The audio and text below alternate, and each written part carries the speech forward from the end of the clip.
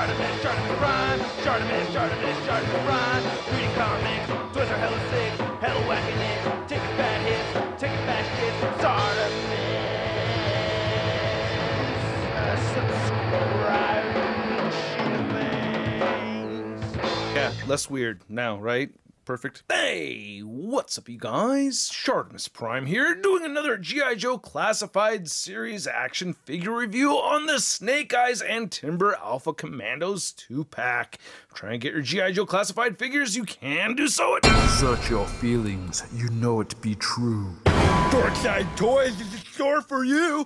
Link below. And while you're down there, I ask you to please hit that like button, and if you're new here, hit that subscribe button as well as the notification bell. And we have a new segment here on the channel called Why Give a Shart. 4th of July was an awesome time. Didn't get a lot of sleep last night, but I give a shart about these two figures over here because I love my G.I. Joe Classified figures. I've been wanting this line forever. I'm addicted to it, so anything that comes out from it, I'm a sucker for it. But this Timber especially has my interest. I love the packaging for the G.I. Joe Classified lines. Little secret, I don't throw them away. For this particular line, I keep the boxes. I know it's bad. But anyway, on the side right here, you can see this is number 30 of the line. You get these symbols right here on the side. On the back, you can see that they have the ever-changing and evolving poster image from the G.I. Joe Classified line with some new characters added over here, looking pretty sweet. And then on this side right here, you can see Snake Eyes and Timber. And then on the top, you can see the window creeps up. You get the 30 right over there. Not much more at the bottom, so let's get to it and crack this thing open. And here's Snake Eyes and Timber out of the packaging, and I will discuss the things that I like and the things that I don't like, but first, let's get a closer look at the accessories. I think we've seen these all before. I don't remember the names of the guns. I think this is a Mach 5. I honestly don't mind not knowing, but it looks really cool, so I do like how all the guns came out right here. Some of them you could actually add some effects to, like if you have the Marvel Legends Black Widow effects, this semi-automatic looking weapon right here, you can make that go pow pow pow, so that's really neat looking. My biggest gripe with the accessories is that he does not have weapon storage, so or for everything. There's weapon storage for some of the guns, but not all of the guns. You can see this one fits in there pretty well. That one looks pretty cool. No peg or anything sticking off the side of it.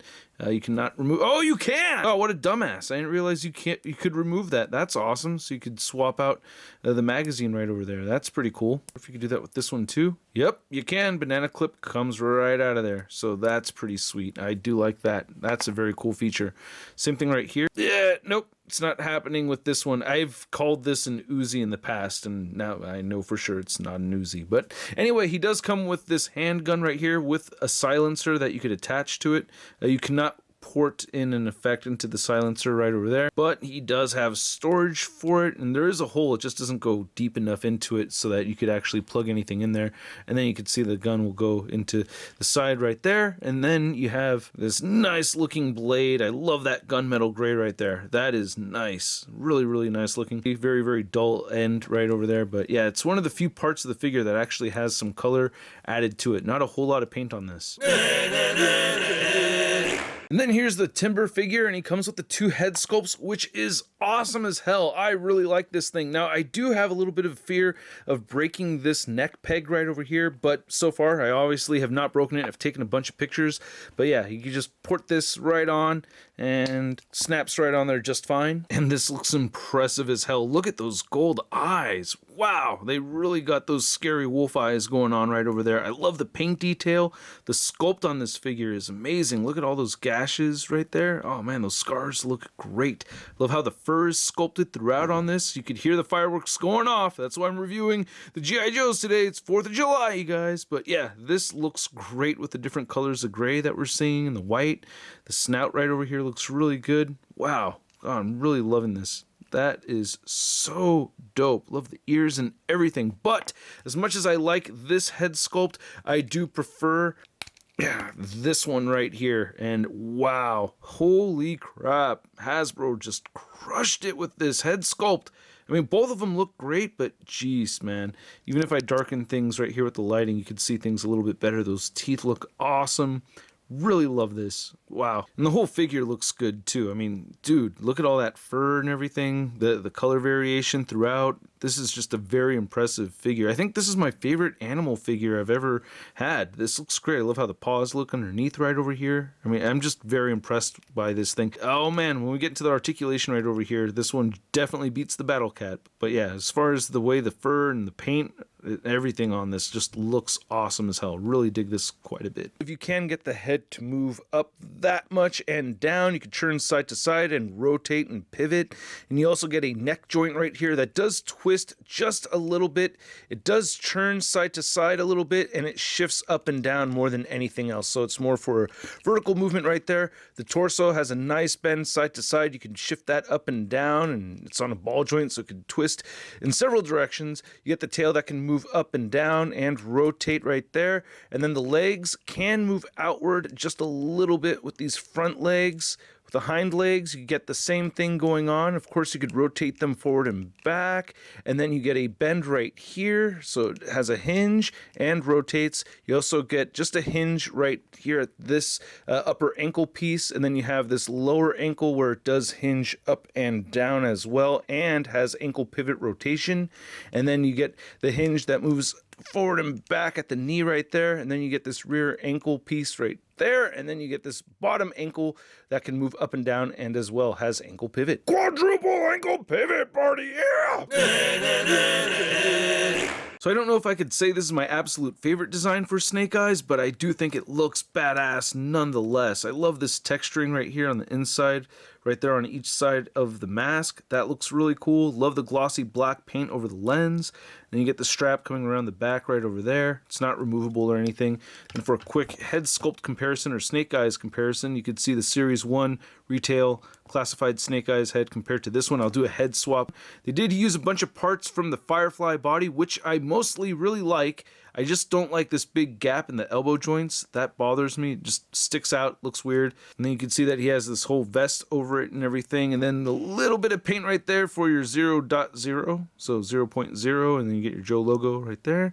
Yeah, these arms, man, not the worst, but definitely not my favorite. On the back right here, looks pretty good. I wish we had a weapon that could port into that, but nice looking vest and harness and everything. I still wish there was more color variation between the different parts. I have the lighting turned up really high on this camera. You could see the variations of gray and black a little better, but with the naked eye, it looks like it's all kind of like a matted black, and I wish they had more glossy black mixed in and out with the figure. It would have just made things pop a little bit more, or maybe tiny bits of silver here and there, but I don't know. Just variations of black would have been really cool to see, but the legs look really nice. I really like how these holsters look, and the knee pads look pretty solid and everything. Slightly different color right there on the shin guards too, so, you know, if you turn the exposure up on your camera, you're going to see the differences, but, you know, again, with the naked eye, it just kind of looks like one solid, dull, dark, matted black color, but boots look really good right there.